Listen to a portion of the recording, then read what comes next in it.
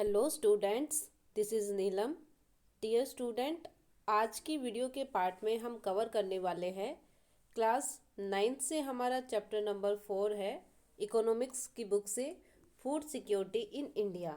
सो dear student, हम अपनी video में इस चैप्टर में इंक्लूड कर रहे हैं कि जो फूड सिक्योरिटी है, खाने से रिलेटेड जो भी जितनी भी एक सिक्योरिटी होती है कि हर टाइम पर हर पर्सन को खाना मिले, तो उससे रिलेटेड जो बातें थी वो हम अपने इस चैप्टर में कवर कर रहे हैं।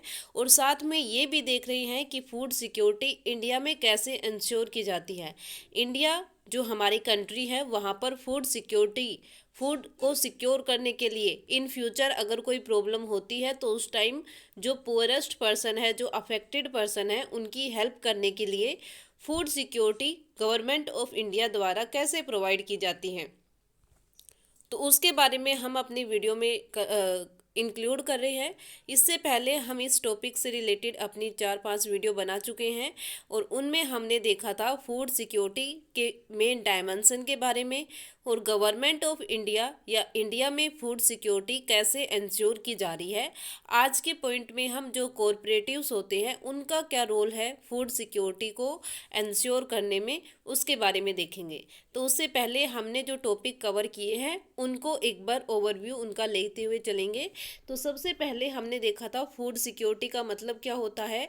फूड सिक्योरिटी में 3 मेन डायमेंशन को इंक्लूड किया जाता है: अवेलेबिलिटी, असेसिबिलिटी और अफोर्डेबिलिटी। अब अवेलेबिलिटी का मतलब क्या होता है? Availability of food mean food production with in the country, food import and previous year stock stored in government granaries.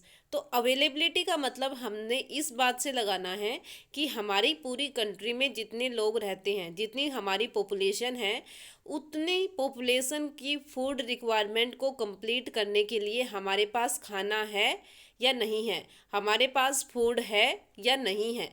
तो वो हमने देखना है अवेलेबिलिटी ऑफ फूड में। मतलब हमारी कंट्री में कंट्री के लोगों की फूड रिक्वायरमेंट कंप्लीट करने के लिए फूड है या नहीं है। अगर है कंट्री में तो ठीक है, अदरवाइज अगर नहीं है तो उसके लिए हम किसी दूसरी कंट्री से उस फूड को इंपोर्ट करेंगे ताकि लोगों की फूड रिक्वायरमेंट कंप्लीट हो सके। उसके बाद जो स्टॉक पहले से गवर्नमेंट बना के रखती है उस स्टॉक को भी हम फूड अवेलेबिलिटी में ही इंक्लूड करते हैं। नेक्स्ट जो सेकंड हमारे पास डायमेंशन आता है असेसिबिलिटी।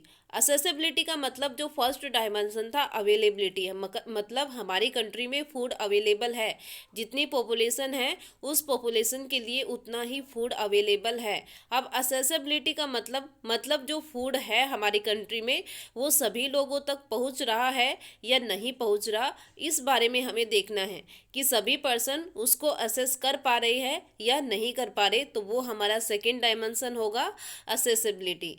उसके बाद थर्ड मेन डायमेंशन होगा हमारे पास अफोर्डेबिलिटी के बारे में। अफोर्डेबिलिटी का मतलब होता है कि हर पर्सन जो भी जिसकी भी फूड रिक्वायरमेंट है तो उसके पास इतना पैसा होना चाहिए कि वो फूड को खरीद सके, उसको बाय कर सके और उसको यूज कर सके। और साथ में जो फूड होगा उसका प्राइस इतना होना चाहिए कि उसके पास जितनी इनकम है, जितनी मनी है, उसमें वो उस फूड को बाय कर सके, मतलब अफोर्ड उसको कर सके। ओके, तो ये अगर ये 3 डायमेंशन कंप्लीट हो जाते हैं तो हम उस सिचुएशन को क्या मानेंगे? फूड सिक्योरिटी मानेंगे। उसके बाद हमारे पास आता है why food security. Food security की ज़रूरत हमें क्यों पड़ती है? तो फूड सिक्योरिटी की ज़रूरत हमें इसलिए पड़ती है क्योंकि हो सकता है कि कोई नेचुरल डिजास्टर आ जाए, क्योंकि हमें नहीं पता कि फ्यूचर में क्या होने वाला है और क्या नहीं होने वाला है। तो अगर कोई प्रॉब्लम आती है, जैसे भूकंप आ गया, बाढ़ आ गई, सुनामी आ गई, सूखा पड़ गया या जो फेमाइन आ गया, तो अगर ये सब प्रॉब्लम फ्यूचर में आती है तो उनको फेस करने के लिए, उनकी वजह से जो नेगेटिव इफ़ेक्ट लोगों पर पड़ा है उसको हटाने के लिए हमें क्या करना पड़ता है कि पहले से ही फूड सिक्योरिटी बनाकर रखनी है, ताकि इन फ्यूचर जब भी हमें ज़रूरत पड़े तो हम पोरेस्ट सेक्शन की हेल्प कर सकें। उसके बाद how is food security affected during a calamity. जब एक कैलेमिटी, एक बहुत आपदा आती है तो उस टाइम फूड सिक्योरिटी कैसे अफेक्टेड होती है।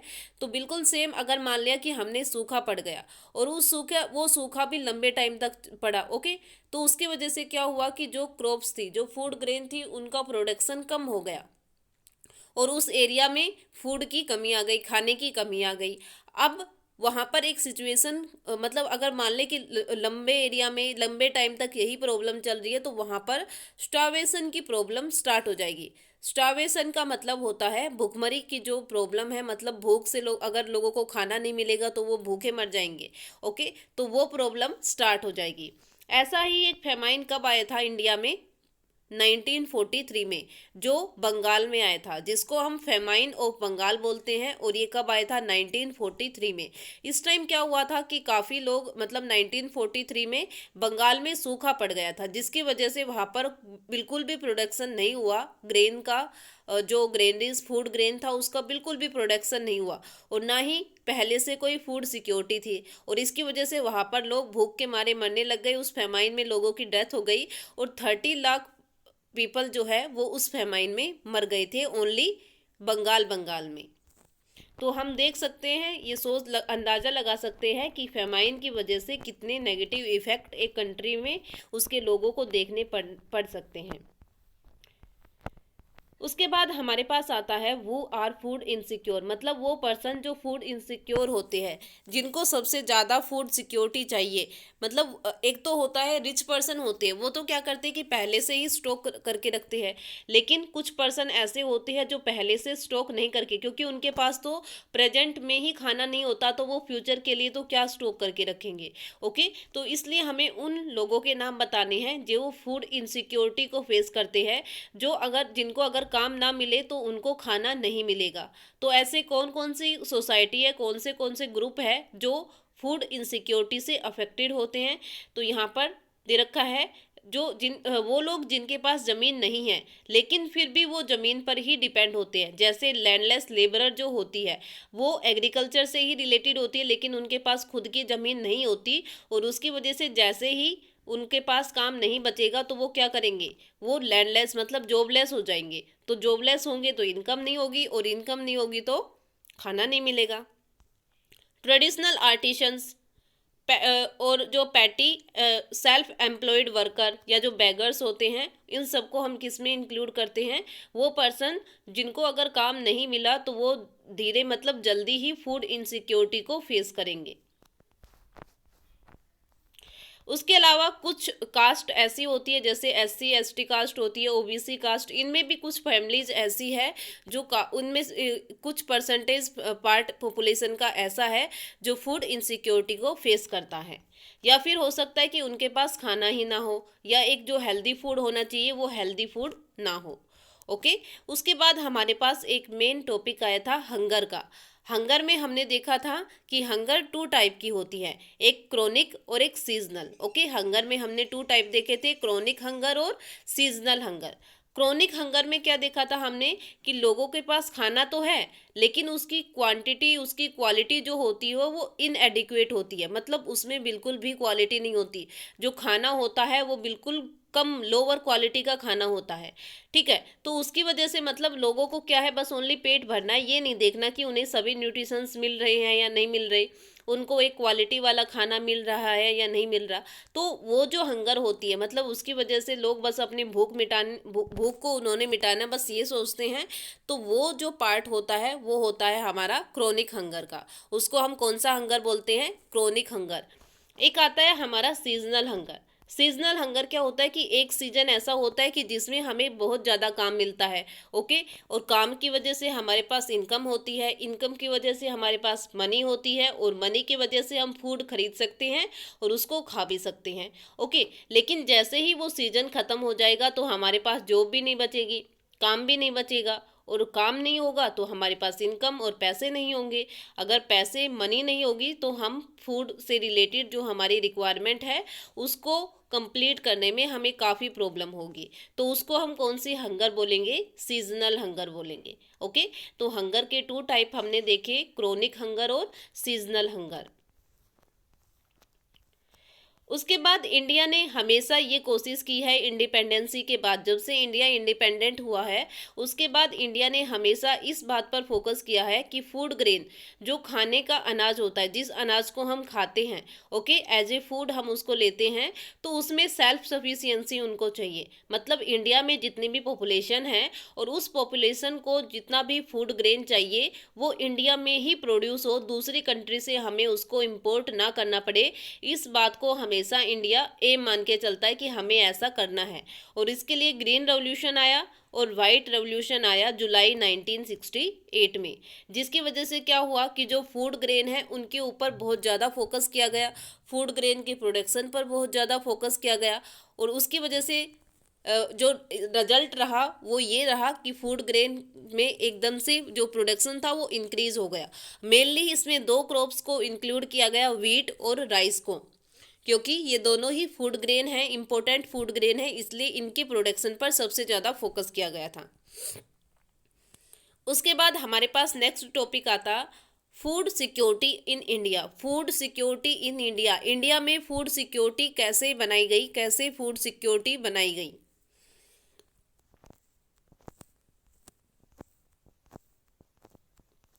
तो जब से फेमाइन आया था बंगाल में 1943 में, तो उस टाइम तो हमारे ऊपर ब्रिटिशर्स का रूल होता था। लेकिन उसके बाद जैसे ही इंडिया इंडिपेंडेंट हुआ तो इंडिया ने अपनी कंट्री में फूड सिक्योरिटी को बनाकर रखा। मतलब फूड सिक्योरिटी लोगों को कैसे प्रोवाइड करानी है, कैसे जो फूड ग्रेन है उसको स्टोर करके रखना है, ताकि अगर फ्यूचर में प्रॉब्लम हो तो उस टाइम हम उस फूड को यूज़ कर सके। और इसके लिए इंडिया ने दो मेन सिस्टम अडॉप्ट किए हैं। इंडिया की गवर्नमेंट ने दो मेन सिस्टम अडॉप्ट किए हैं, और वो कौन कौन से हैं? बफर स्टॉक और public distribution system. Buffer stock क्या होता है? बफर स्टॉक में हम फूड ग्रेन को स्टोर करके रखते हैं, स्टॉक करके रखते हैं। और बफर स्टॉक बनाने का काम किसका होता है? फूड कॉरपोरेशन ऑफ इंडिया का, एफसीआई का। Okay, food corporation of India क्या करेगा कि पहले फार्मर से जो फूड ग्रेन है उनको परचेज करेगा, उसके बाद बफर स्टॉक बनाएगा, उनको स्टॉक करके रखेगा, और उसके बाद जहाँ पर भी पुअरेस्ट पर्सन होते हैं, जो पुअर्टी वाले पर्सन होते हैं, जो फूड इनसिक्योरिटी फेस कर रहे हैं, उन लोगों को प्रोवाइड कराएगा उस फूड को, और वो भी लोअर लेवल पर, लोअर प्राइस पर। ओके, कम प्राइस पर उसको प्रोवाइड कराएगा।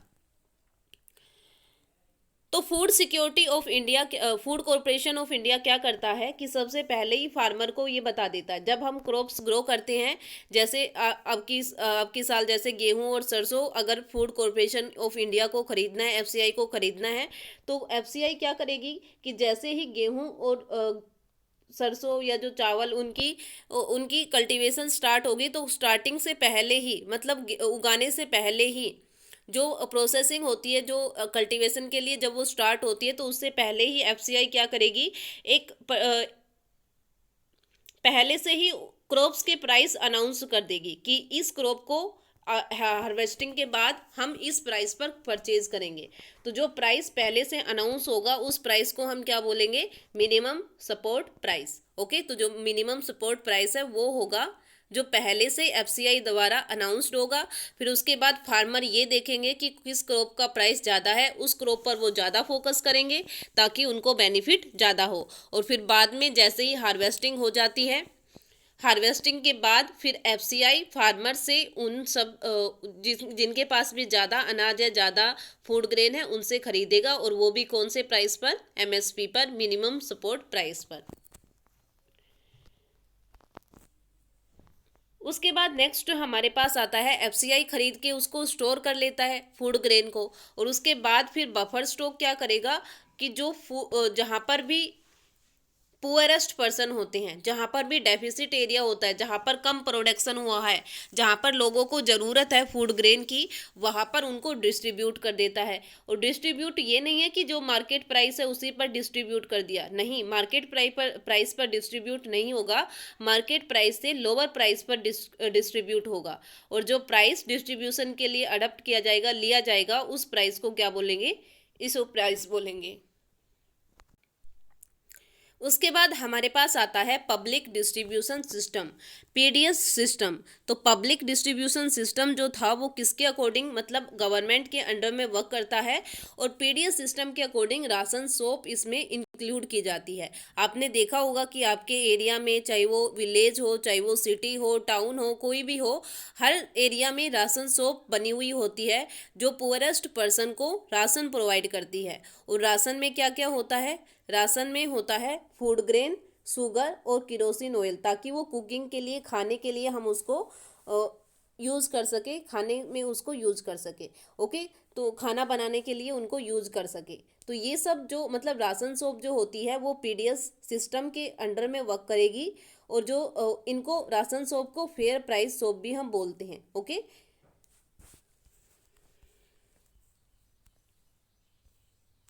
उसके बाद पीडीएस सिस्टम के अलावा और भी काफ़ी ज़्यादा स्कीम्स, काफ़ी ज़्यादा प्रोग्राम्स हैं जो पुअर्टी को और साथ में फूड सिक्योरिटी को बनाने के लिए अडप्ट की गई है। जैसे integrated child development service, PDS system, food for work program. Okay, तो ये सब किसके लिए बनाए गए हैं? फूड सिक्योरिटी को बनाने के लिए। उसके बाद पुअर्टी एलिवेशन प्रोग्राम बनाए गए हैं, काफ़ी ज़्यादा पुअर्टी को रिमूव करने के लिए प्रोग्राम्स बनाए गए हैं। तो उसमें क्या होता है कि जो पुअर पर्सन होते हैं उनके ऊपर फोकस किया जाता है, उनको काम दिया जाता है, और जो भी काम करते हैं उसके बदले में उन्हें इनकम होती है, और इनकम से वो अपने आप को पुअर्टी लेवल से बाहर निकाल सकते हैं, और साथ में अपनी फूड सिक्योरिटी को भी बनाकर रख सकते हैं। PDS system, mid day meal, ये सभी इन्हीं प्रोग्राम में इंक्लूड होते हैं।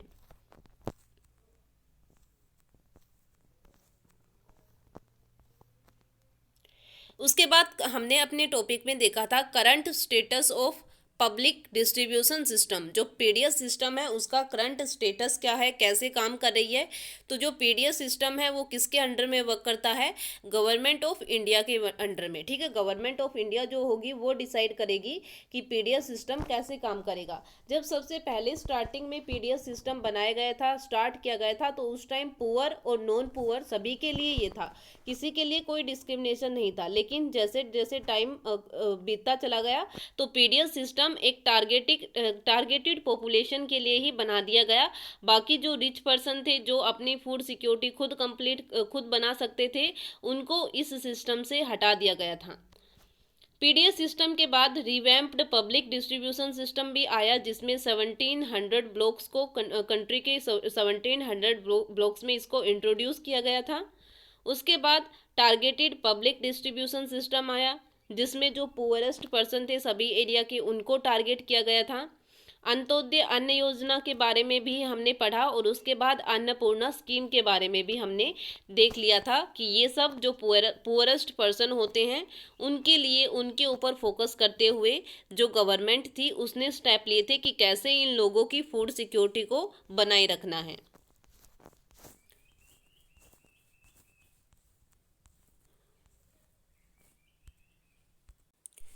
उसके बाद हमारे पास हमारा आज का टॉपिक आता है role of cooperative in food security.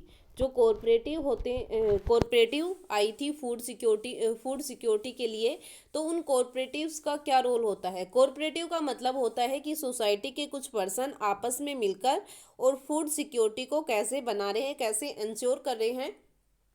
तो वो कोऑपरेटिव्स, वो संस्थाएं कैसे काम कर रही है? The cooperatives are also playing an important role in food security in India, specially in the southern and western part of the country. जो कंट्री का साउदर्न और वेस्टर्न पार्ट है वहाँ पर सबसे ज़्यादा कोऑपरेटिव फूड सिक्योरिटी बनाने में हमारी हेल्प कर रही है। The cooperative society set up shop to sell low price good to poor people. जो कोऑपरेटिव सोसाइटी होती है वो क्या करती है कि लोगों को, जो पुअर पीपल होते हैं उनको गुड्स प्रोवाइड कराती है, और वो भी लो प्राइस पर। For example, all out of all fair price shop running in Tamil Nadu, around 94% are being run by the cooperative. Tamil Nadu में इन्होंने एग्जाम्पल लिया कि वहाँ पर जो फेयर प्राइस शॉप है, राशनिंग शॉप जो थी वो तमिलनाडु में चल रही थी, और वो 90% ऑफ द कॉरपोरेटिव जो पूरा पार्ट था, जितनी भी चल रही थी फेयर प्राइस सोप की दुकानें, उनमें से 94% किसके अकॉर्डिंग काम कर रही थी? कॉरपोरेटिव के अकॉर्डिंग। को जो कॉरपोरेटिव सोसाइटी थी उन्होंने फेयर प्राइस सोप रन की हुई थी। In Delhi, Mother Dairy is making strides in provision of milk and vegetable to the consumer at controlled rate decide by government of Delhi. Okay, जो mother dairy है दिल्ली में, उसने भी फूड जो कंट्री के पीपल थे उनके लिए कम रेट पर, जो दिल्ली गवर्नमेंट ने जो रेट डिसाइड किया था उसके ऊपर मिल्क और वेजिटेबल प्रोवाइड कराने के लिए कॉर्पोरेट किया था, सहायता की थी। Amul is another success story of cooperative in milk and milk product from Gujarat. Gujarat में जो अमूल है, अमूल नाम सुना होगा आपने, अमूल वो सबसे इम्पोर्टेंट कोऑपरेटिव मानी जाती है वहाँ पर मिल्क और मिल्क प्रोडक्ट प्रोवाइड करने में, और वो भी लोअर प्राइस पर। It has both about the white revolution in the country. इन दोनों का जो सबसे जो वाइट रेवोल्यूशन आया था उसमें भी इनका काफ़ी इम्पोर्टेंट रोल प्ले रहा था, अमूल और मदर डेयरी का। These are a few example of many for cooperative running in different part of the country, ensuring food security of different section of society। और ऐसे करके हम इन एग्जाम्पल से देख सकते हैं कि जो कोऑपरेटिव सोसाइटी होती है वो भी काफ़ी इम्पोर्टेंट रोल प्ले कर रही है कंट्री में फूड सिक्योरिटी बनाए रखने के लिए। Similarly, in Maharashtra, Academy of Development Science (ADS) has facility a network of NGO for setting up grain bank in different region। तो महाराष्ट्र का भी एग्जाम्पल यहाँ पर दिया है कि वहाँ पर एक अकेडमी ऑफ डेवलपमेंट साइंस है, ADS, उसने भी एक NGO बना रखा है जो सिर्फ और सिर्फ ग्रेन बैंक बनाने में, अलग अलग एरिया में ग्रेन बैंक बनाता है। फूड मतलब जो ग्रेन होती है, फूड ग्रेन होती है, वो प्रोवाइड करते हैं लोअर रेट पर। ADS organize training and capacity building program in food security for NGOs। Okay, जो NGOs हैं उनके ऊपर सबसे ज़्यादा फोकस किया जाता है। जो NGO होती है, नॉन गवर्नमेंट ऑर्गेनाइजेशन होती है, उनके लिए फूड सिक्योरिटी वहाँ पर उनकी बिल्डिंग बनाना, ट्रेनिंग देना, ये सब प्रोग्राम हेल्ड किए जाते हैं ADS के द्वारा। Grain bank are now slowly taking shape in different part of Maharashtra. और जो ग्रेन बैंक है वो अलग अलग पार्ट में महाराष्ट्र में अलग अलग टाइप से काम कर रहे हैं। ADS effort to set up grain bank, और ADS हमेशा ये सोचता है कि वो कोई ना कोई मतलब हर एरिया में ग्रेन बैंक बनाए to facilitate replication through other NGO and to influence the government policy on food security are thus playing rich dividend। और जो ADS है वो हमेशा इस बात पर फोकस करता है कि जो NGOs हैं उनको उनकी ज़्यादा हेल्प करे, जो नॉन गवर्नमेंट ऑर्गेनाइजेशन है उनके ऊपर ज़्यादा फोकस करे, और गवर्नमेंट की जो पॉलिसी आई है फूड सिक्योरिटी से रिलेटेड उनको रिच पर्सन को बताए ताकि रिच पर्सन भी उसमें कंट्रीब्यूट कर सके। The ADS grain bank program is acknowledged as successful and innovative food security intervention. जो ADS है वो अपने अकॉर्डिंग, मतलब उन्होंने जो अपना प्रोग्राम चलाया था ग्रेन बैंक का, वो सबसे ज़्यादा सक्सेसफुल प्रोग्राम माना जाता है फूड सिक्योरिटी के लिए, और एक नई इनोवेशन माना जाता है ग्रेन बैंक। ओके, तो ये था हमारे पास ADS सिस्टम जो कहाँ पर वर्क करता है, महाराष्ट्र में अकेडमी ऑफ डेवलपमेंट साइंस, जो फूड सिक्योरिटी बनाने में गवर्नमेंट की हेल्प कर रहा है। उसके बाद हमारे पास समरी आती है पूरे चैप्टर की कि इस पूरे चैप्टर में हमने क्या देखा है। तो स्टार्टिंग से लेके फूड सिक्योरिटी जो होती है वो, इसका मतलब ये होता है कि हर पर्सन को हर टाइम पर खाना मिलना चाहिए, और वो भी एक न्यूट्रिशंस फूड मिलना चाहिए। जो person below poverty line BPL line में आते हैं, BPL फैमिली में आते हैं, उनके ऊपर ज़्यादा फोकस करना चाहिए, क्योंकि उनके पास खुद की इतनी इनकम नहीं होती है कि वो अपनी फूड रिक्वायरमेंट को कंप्लीट कर सके। और बात करें अगर कोई क्लैमिटी आ जाए या कोई डिजास्टर आ जाए, कोई प्रॉब्लम आ जाए, तो उस टाइम तो वो सबसे ज़्यादा फूड इनसिक्योर ग्रुप होता है। जितने भी पर्सन सफ़र कर रहे हैं फूड और न्यूट्रिशंस के लिए, इनसिक्योरिटी फेस करें इंडिया में, उसकी हेल्प की जाए। काफ़ी बड़ा सेक्शन है लेकिन फिर भी गवर्नमेंट अपने लेवल पर उनकी हेल्प कर रही है।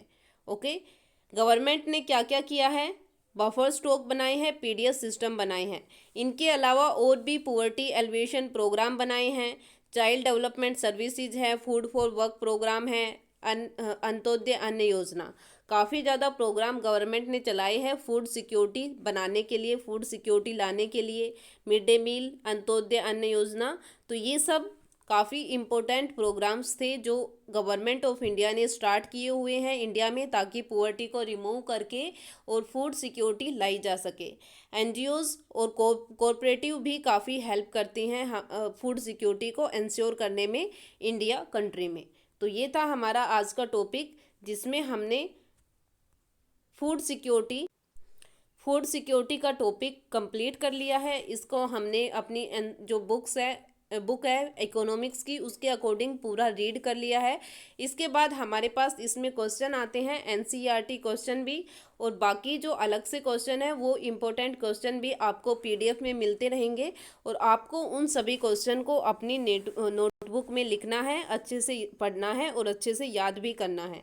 अगर इस टॉपिक से रिलेटेड कोई भी प्रॉब्लम आपको आती है तो वो प्रॉब्लम आप शेयर कर सकते हो, उसका सॉल्यूशन निकालेंगे। ओके, तो जो एक्सरसाइज क्वेश्चन है, एक्सरसाइज में हमें जितने भी क्वेश्चन दिए हुए हैं, इन क्वेश्चन को हम अपनी वीडियो के नेक्स्ट पार्ट में कवर करेंगे।